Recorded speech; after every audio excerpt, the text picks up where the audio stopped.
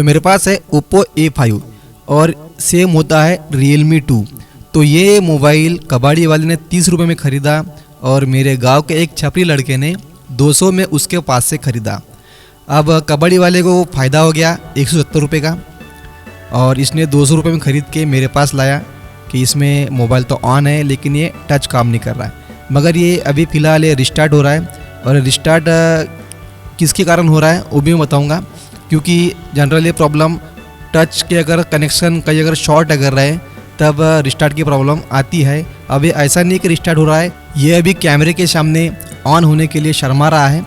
इसको चार्जिंग पे ला कर देखा फिर भी ये ऑन नहीं हुआ, तो इसमें प्रॉब्लम है, इसका टच वर्क नहीं करता, इसमें टच नहीं हो रहा है। नया फोल्डर भी ला कर देखा फिर भी इसमें टच काम नहीं कर रहा है। इसका मेन कारण वही है, और टच के कारण ही ये शायद अभी रिस्टार्ट हो रहा है। इसके पहले ये पूरा ऑन हो रहा था और इसमें टच काम नहीं कर रहा था।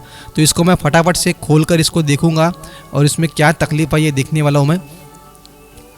तो इसका कनेक्टर भी डैमेज है थोड़ा सा, और ये इसके पहले इस मोबाइल का ओरिजिनल ऑनर जो है उसने कहीं ना कहीं इसको रिपेयर करने दिया, वो मोबाइल रिपेयर नहीं कर पाए, तब वो परेशान होकर उसने कबाड़ी वाले को 30 रुपये में बेच दिया। अब वो मोबाइल गांव के छपरी लड़के ने ख़रीद लिया मेरे गांव के, और उसने मेरे पास रिपेयर करने के लिए आया, क्योंकि वो अक्सर ऐसे काम करते रहता है, मोबाइल लाते रहता है मेरे पास रिपेयर करने के लिए। तो इसमें दोस्तों सर्किट डायग्राम देखेंगे, और जैसे कि आप यहाँ पर देख सकते हैं कैपेसिटर लगा हुआ है, ये कैपेसिटर शॉर्ट हो सकता है। अगर ये कैपेसिटर शॉर्ट अगर है तो हम इस कैपेसिटर को निकाल कर फेंक सकते हैं, उसकी जगह पे दूसरा कैपेसिटर लगाने की कोई ज़रूरत नहीं है। तो इसके ये जंपर लाइन है, अगर यहाँ से कोई ट्रैक अगर कटी है या फिर कनेक्टर की तरफ कोई सप्लाई नहीं आ रहा है टच वाले, ऐसे में हम इसका इस तरह से यहाँ पे जंपर लगा सकते हैं।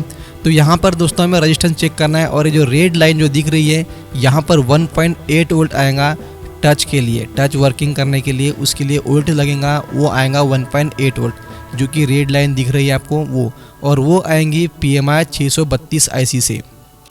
उसके बाद आप येलो कलर की जो लाइन देख रहे हैं उसके लाइन में भी एक कैपेसिटर लगा हुआ है, वो कैपेसिटर भी शॉर्ट हो सकता है। अगर वो भी शॉर्ट अगर होता है तो आप उसको निकाल कर फेंक सकते हैं, वहाँ पर दूसरा कैपेसिटर लगाने की ज़रूरत नहीं है।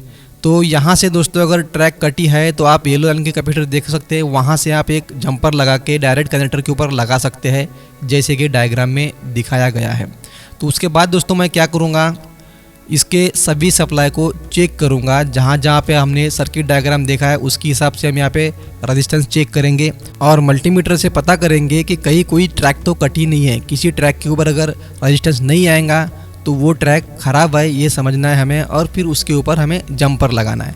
तो यहाँ पर दोस्तों एक जो ट्रैक है उसके ऊपर मुझे शॉर्ट दिखा रहा है, बीप का साउंड आ रहा है, ठीक है, यहाँ पर देख सकते हैं बीप का साउंड आ रहा है।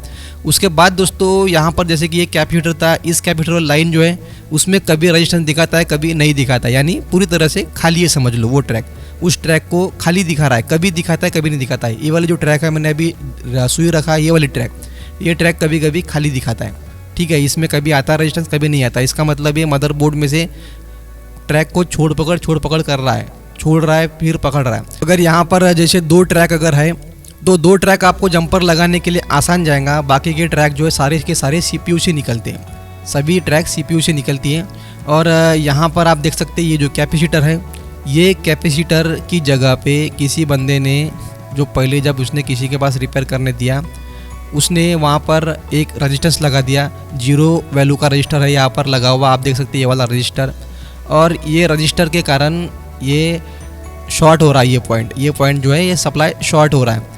यहाँ पर दोस्तों कैपेसिटर लगा रहता है, अगर हम यहाँ पर रजिस्टर लगा देंगे तो वो ग्राउंड से शॉर्ट हो जाएगा। तो जहाँ पर कैपेसिटर होता है वहाँ पर रजिस्टर लगाने की कोई ज़रूरत नहीं है, अगर कैपेसिटर निकाल दो फेंक दो, अगर कोई दिक्कत दे रहा है तो उसकी जगह पे सेम साइज़ का कैपेसिटर लगा दो, प्रॉब्लम निकल जाएंगी। तो दोस्तों ये जो कैपेसिटर था इसके ऊपर रजिस्टर लगा दिया था, उसके कारण ये शॉर्ट दिखा रहा था, और अब ये शॉर्ट नहीं दिखा रहा है, ठीक है। तो उसके बाद अपन क्या करेंगे, यहाँ पर आप देख सकते हैं अभी मैं कनेक्टर के ऊपर चेक करके दिखाऊंगा जिस पे हमें शॉर्टिंग दिखा रहा था। अब देख सकते हैं यहाँ पर शॉर्टिंग नहीं है, अब यहाँ से शॉर्टिंग निकल गई है। अब फिर से मैं ट्रैक को चेक करूँगा, और यहाँ पे अभी सभी सप्लाई के ऊपर रेजिस्टेंस आ रहा है, और यहाँ पर सिर्फ 3 ट्रैक है, एक 1.8 वोल्ट वाली जिसको आप PMI 632 के अंदर से निकाल सकते हैं यहाँ से। तो इसको भी अगर कोई दिक्कत अगर होती है तो आप PMI 632 को रिवॉल्व कर देख सकते हैं और वहाँ से आप जंपर निकाल के लगा सकते हैं। बाकी के जो ट्रैक है उसका जंपर अगर आपको निकालना है तो सीधा CPU खोलना पड़ेगा और CPU के अंदर से जंपर निकालना पड़ेगा। तो अब मैं यहाँ पे जो कनेक्टर थोड़ा सा डैमेज है तो मैं इसको बदल दूंगा, उसके बाद फिर मैं आपको बताऊंगा इसमें और क्या करना है। PMI 632 के पास में काफ़ी ज़्यादा गंदगी थी तो मैंने उस IC को निकाला और उसकी गंदगी पूरी क्लीन किया। उसके बाद PMI 632 को रिवॉल्व करके वापस लगा दिया। मैंने उसका वीडियो यहाँ पर ऐड नहीं किया है, अगर उसको ऐड करता तो वीडियो और भी ज़्यादा लंबा हो जाता।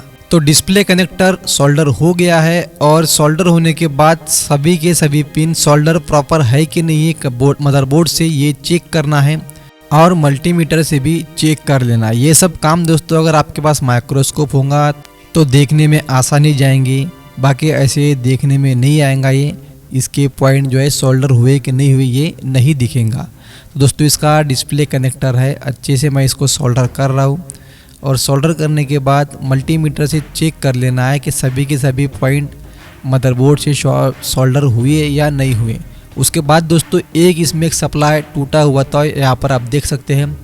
ये जो ट्रैक है ये कभी कभी रेजिस्टेंस दिखा रहा था, कभी नहीं दिखा रहा था। तो उसके लिए मैंने यहाँ से एक जंपर निकाला है CPU के अंदर से और इस जंपर को मैंने कहाँ लगाया है वो भी आपको दिखाऊंगा, जिसका एक कैपेसिटर है डिस्प्ले कनेक्टर के पास में, उसी के पास मैंने ये जंपर लेकर गया है और ये मैंने यहाँ पर निकाल के इसको कवर कर दिया है UV ब्लू लिक्विड से। और उसके बाद दोस्तों मैं इसका CPU लगाऊंगा, इसमें मैंने ऐड नहीं किया है बाकी सब चीज़ें। तो जो CPU के अंदर से मैंने जंपर निकाला था वो जंपर मैंने यहाँ पर लगाया है और यहाँ पर लगाने के बाद दोस्तों इसका मैं जो सप्लाई जो डिस्प्ले कनेक्टर के ऊपर जा रहा है मैं उसके ऊपर भी चेक कर दिखाऊंगा। यहाँ पर रेजिस्टेंस अभी आ रहा है, यहाँ पर दोस्तों रेजिस्टेंस कभी दिखा रहा था कभी नहीं दिखा रहा था, छोड़ पकड़ कर रहा था। इसका मतलब ट्रैक अंदर से मदरबोर्ड में से टूटी हुई थी कहीं ना कहीं से। अब यहाँ पर ये ट्रैक सही हो गई है, इसको मैंने CPU के अंदर से निकाल के यहाँ पर लगा दिया है। तो अब मैं यहाँ पर इसको ऑन कर देखूँगा। तो जिनका बाहर की तरफ कोई भी कैपेसिटर वगैरह नहीं रहता, ऐसी जगह पे आपको CPU के अंदर से ही जंपर निकाल के लगाना पड़ेगा।